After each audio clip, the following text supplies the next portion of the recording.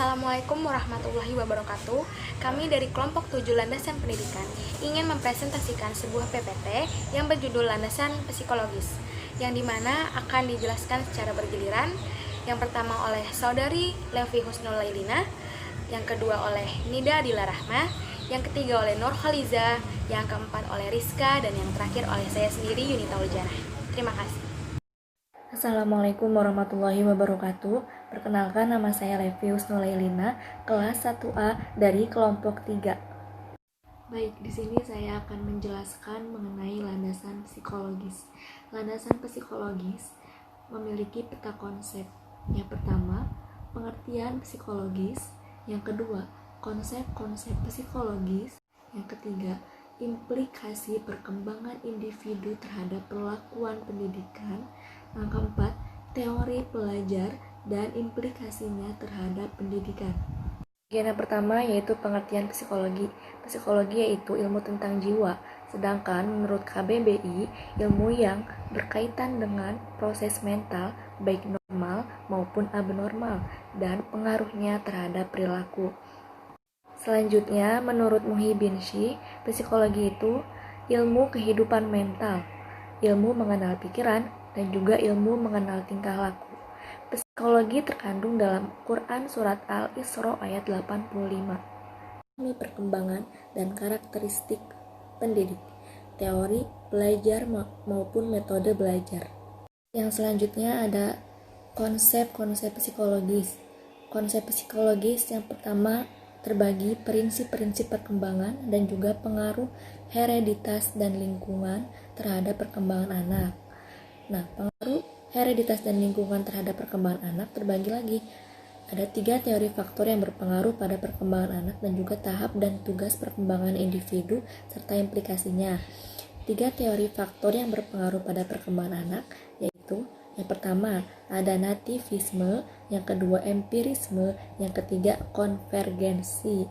Kemudian tahap dan tugas perkembangan individu serta implikasinya yaitu bayi, kanak-kanak, remaja, kemudian dewasa awal, dan yang terakhir dewasa akhir. Konsep-konsep psikologis, prinsip-prinsip perkembangan. Menurut Wolfok, perkembangan adalah perubahan yang terjadi pada manusia atau binatang mulai dari saat pembuatan sampai mati. Kemudian perkembangan adalah perubahan yang terjadi secara teratur, berlangsung dalam waktu yang lama, serta mengarah kepada hal yang lebih baik, teratur, efektif, dan juga kompleks. Nah, penyebab perubahan dalam perkembangan individu yaitu yang pertama karena adanya kematangan dalam diri seseorang dan juga senantiasa selalu belajar. Arah perkembangan individu. Individu berkembang secara menyeluruh. Perkembangan struktur mendahului perkembangan fungsi. Perkembangan mulai dari yang bersifat umum ke hal yang bersifat khusus. Perkembangan mental mulai dari konkret ke abstrak. Bergerak dari egosentrisme kepada perspektivisme, hingga dapat mengerti pendirian atau pandangan orang lain. Kemudian bergerak dari dominasi kontrol dari luar diri kepada kontrol dari dalam diri. Bergerak dari absolutisme kepada relativisme, bergerak spiral menuju arah tujuan. Teori faktor-faktor yang mempengaruhi perkembangan anak. Yang pertama, teori nativisme, yang kedua teori konvergensi, dan yang ketiga teori empirisme. Assalamualaikum warahmatullahi wabarakatuh. Perkenalkan, nama saya Nida Adila Rahma dengan NIM 2008017 dari kelas 1A PGSD. Di sini saya akan menjelaskan tentang teori nativisme. Teori nativisme menurut Arthur Schopenhauer-Gesell yaitu kemampuan yang dimiliki oleh seorang anak merupakan bakat yang diturunkan oleh kedua orang tuanya. Sedangkan menurut Arnold, untuk mencapai perkembangan yang optimal, anak tidak membutuhkan bimbingan dan bantuan dari orang dewasa lain. Kemudian ada teori empirisme.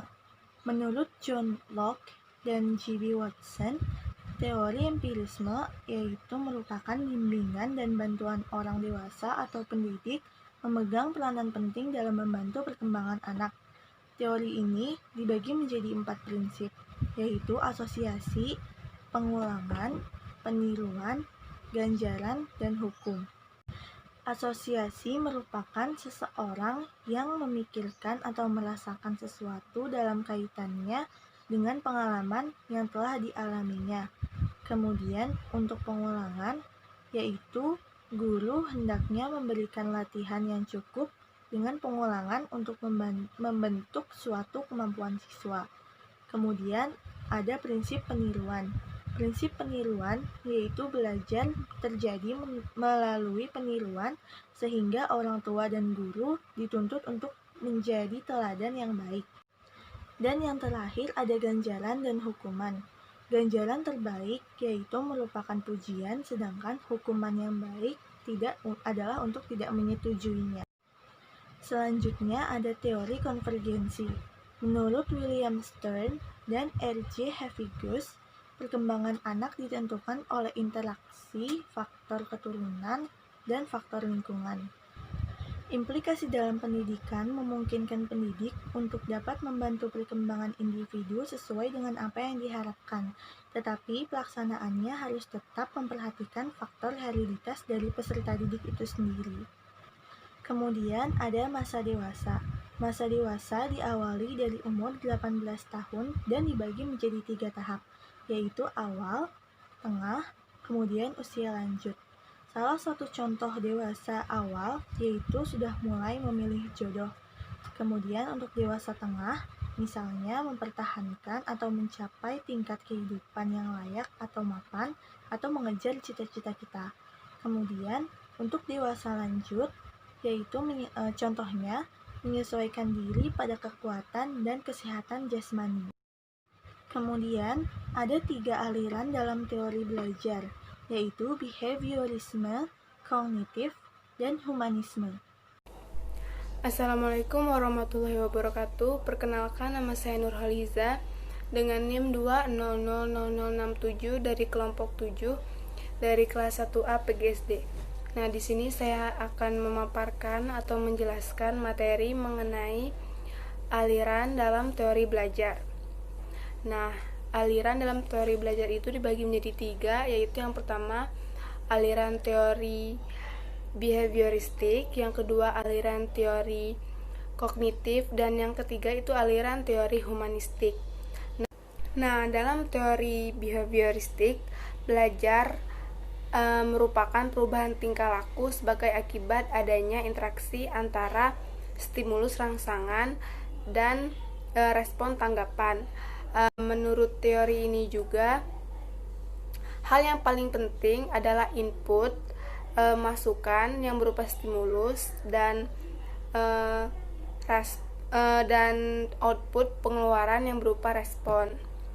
Nah, di dalam teori behavioristik ini juga berisi yaitu perlakuan individual didasarkan pada tugas, ganjaran, dan disiplin, bersifat ekstrinsik, kemudian berpusat pada guru, serta menyusun program rencana dan mengutamakan penguasaan bahan serta keterampilan. Di sini juga peserta didik diharapkan pasif, pemahiran keterampilan melalui pembiasaan bertahap rinci. Nah, yang kedua itu teori kognitif. Dalam teori kognitif itu lebih mementingkan proses belajar daripada hasil belajarnya. Dalam teori ini berpandangan bahwa belajar merupakan suatu proses internal yang mencakup ingatan, pengelolaan informasi, emosi, dan aspek-aspek kejiwaan lainnya. Nah, dalam teori kognitif sendiri ada 2, yaitu asumsi dan implikasi. Di asumsi itu berisi individu memiliki kemampuan memproses informasi. Kemampuan memproses informasi tergantung dari faktor kognitif yang perkembangannya bertahan sesuai usianya. Belajar yaitu proses internal yang kompleks berupa pemrosesan informasi. Hasil belajar berupa perubahan struktur kognitif. Cara belajar anak-anak dan dewasa berbeda sesuai dengan tahap perkembangannya. Nah, yang kedua yaitu implikasi, berisi perlakuan individu berdasarkan pada tingkat perkembangan kognitifnya. Motivasi bersifat intrinsik, Kemudian menggunakan metodologi yang mengembangkan keterampilan dasar berpikir. Tujuan kurikuler dikembangkan secara komprehensif untuk mengembangkan inteligensi.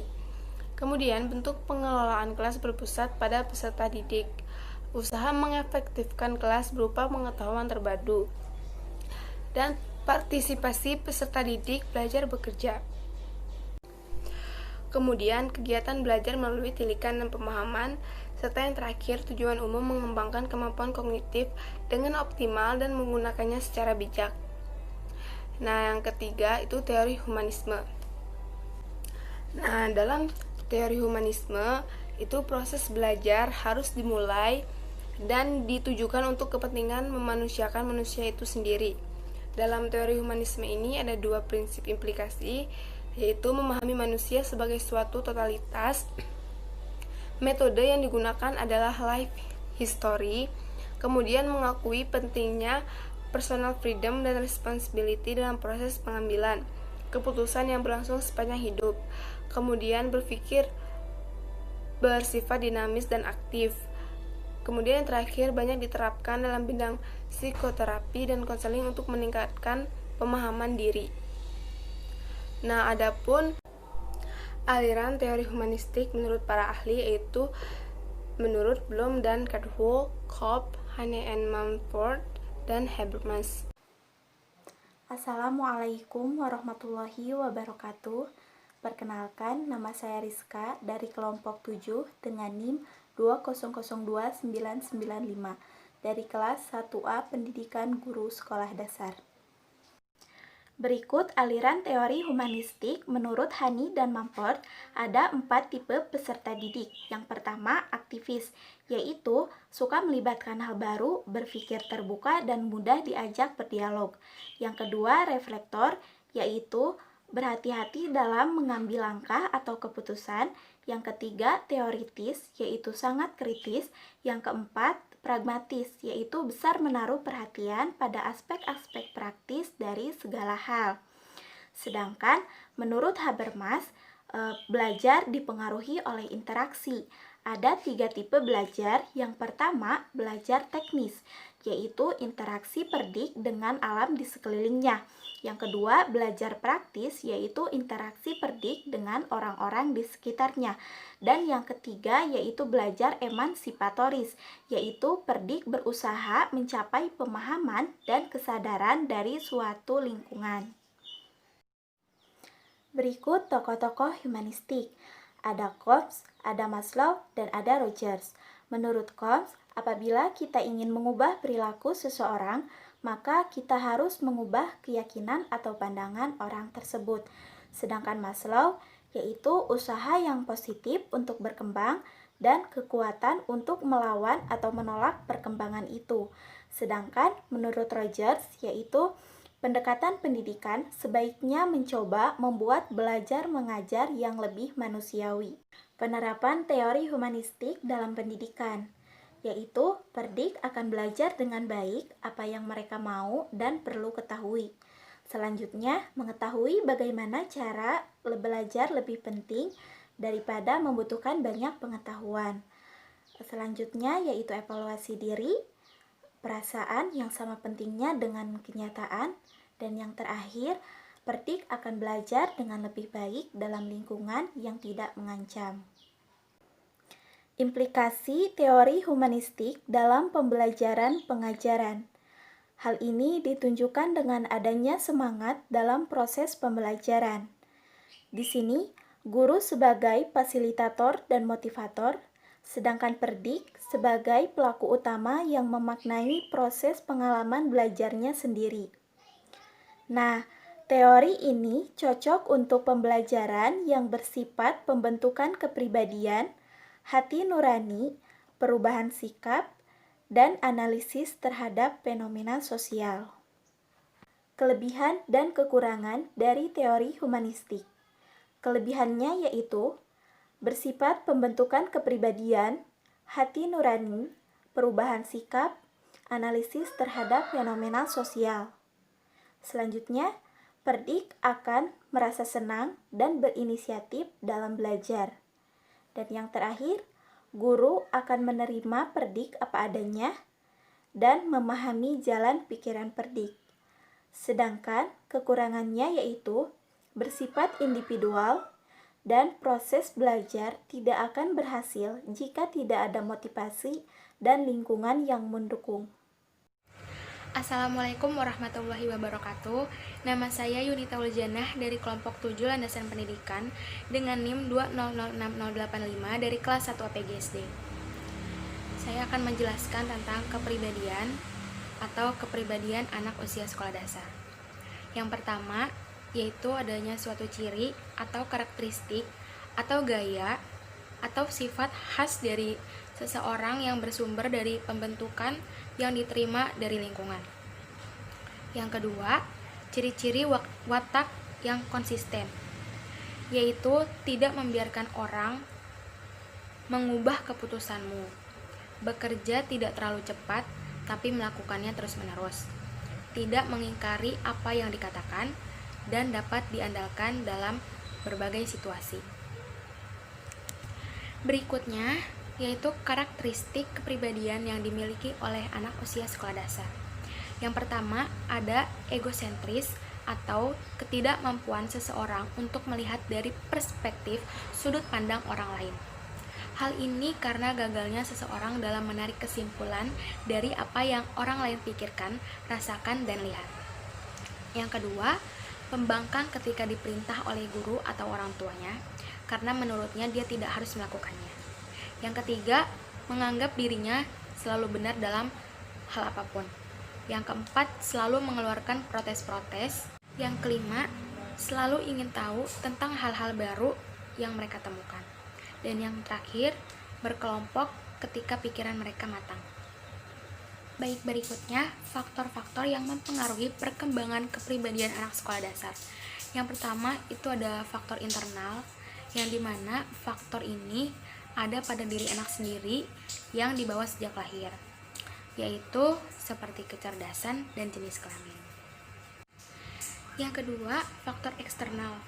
Faktor eksternal mempunyai 3 faktor juga, yaitu dari keluarga, karena keluarga banyak mempengaruhi perkembangan anak. Dan yang kedua, kebudayaan, sangat mempengaruhi tingkah laku atau kepribadiannya. Dan yang terakhir, sekolah. Berikutnya, anak belajar dari kehidupannya. Jika anak dibesarkan dengan celaan, ia belajar memaki. Jika anak dibesarkan dengan permusuhan, ia belajar berkelahi. Jika anak dibesarkan dengan cemoohan, ia belajar rendah diri. Jika anak dibesarkan dengan penghinaan, ia belajar menyesali diri. Jika anak dibesarkan dengan toleransi, ia belajar menahan diri.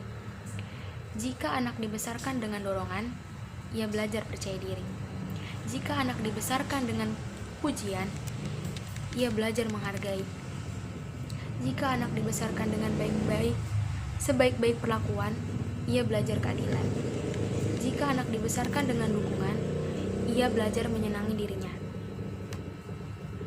Dan yang terakhir, jika anak dibesarkan dengan kasih sayang dan persahabatan, ia akan belajar menemukan cinta. Dan yang terakhir, ada 9 jenis emosi dalam mengambil keputusan menurut Jamie V. Conway. Yang pertama ada apathy atau ketidakpedulian. Yang kedua ada grief, kesedihan. Yang ketiga ada fear, ketakutan. Yang keempat ada lust, keserakahan. Yang kelima anger, kemarahan. Keenam pride, kesombongan. Yang ketujuh ada courageous, keberanian. Yang kedelapan acceptance, penerimaan. Dan yang terakhir peace, kedamaian. Sekian dari saya. Wassalamualaikum warahmatullahi wabarakatuh.